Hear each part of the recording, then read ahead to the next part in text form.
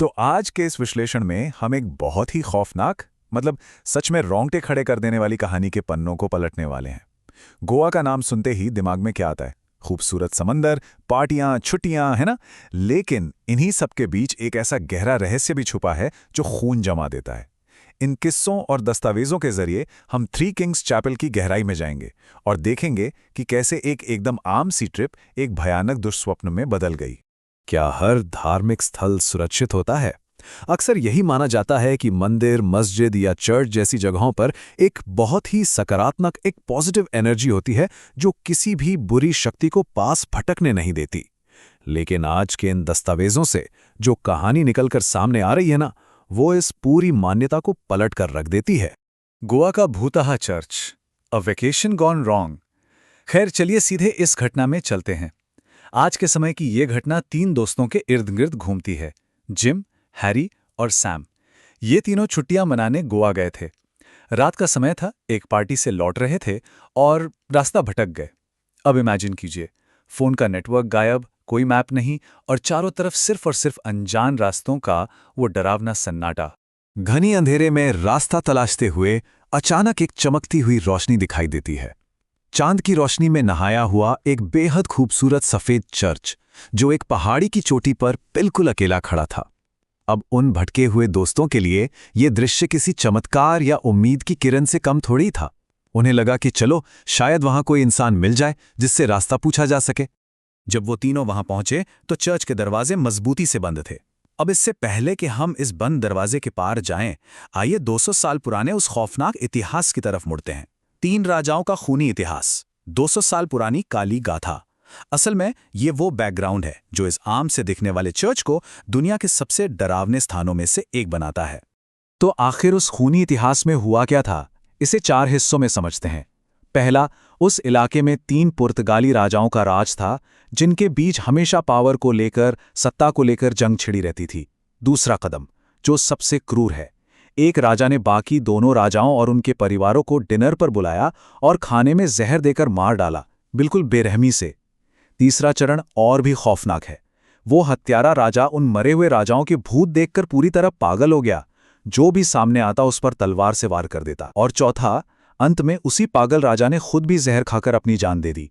कहा जाता है कि तब से लेकर आज तक उन तीनों राजाओं की आत्माएं उसी चर्च में भटक रही हैं। तो अब देखते हैं कि ये पुरानी कड़ी वर्तमान से कैसे जुड़ती है। रात का वो खौफनाक मंजर, आज के समय का दुस्वप्न शुरू होता है। उस खूनी इतिहास से बिल्कुल अनजान वो तीनों दोस्त आधी रात को उसी खौफनाक चर्च के ठीक बाहर खड़े थे। अब यहां से जो असली खौफ शुरू होता है ना, वो सचमुच रूह कांपा देने वाला है।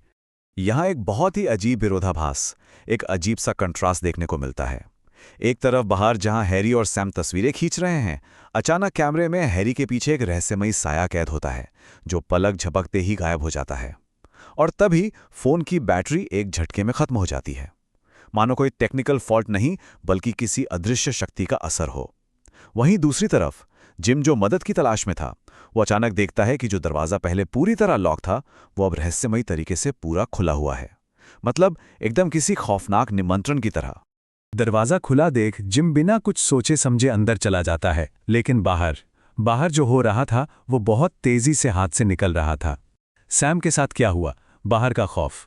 बाहर इंतजार करते हुए सैम के साथ जो घटना घटी, वो इस पूरी कहानी का लिटरली सबसे डरावना हिस्सा है। दहशत की रफ्तार कुछ इस तरह तेज होती है। पहला, सैम एक पेड़ पर बैठी एक सफेद परछाई को बस एक टक घूरने लगता है। दूसरा, उसकी आंखें अचानक पूरी तरह से लाल हो जाती हैं, एकदम सुर्ख लाल, जैसे उस पर किसी और ही चीज का कंट्रोल हो गया हो।